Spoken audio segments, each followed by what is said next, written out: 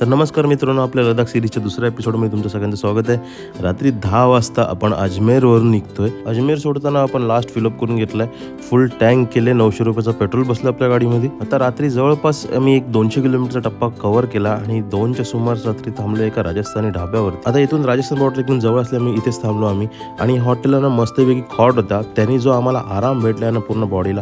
दाल चावल मस्तपैकी खाल्लाय रोटी सोबत आणि निघालोय परत जर्नी कंटिन्यू केली। पहाटेचे 5:45 वाजता मस्तपैकी आम्हाला प्रॉपर वाळवंट दिसायला लागला आणि त्यामुळे वाळवंटात थोडी आम्ही मजा केली।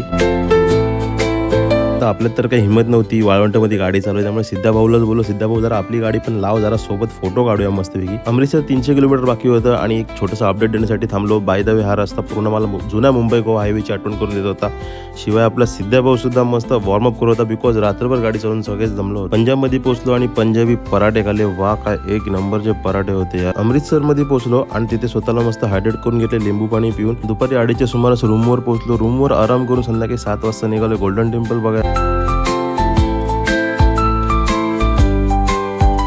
दिवसाचा शेवट केला आहे मी अमृतसरचा स्पेशल अमृतसरी कुलचा खाऊन।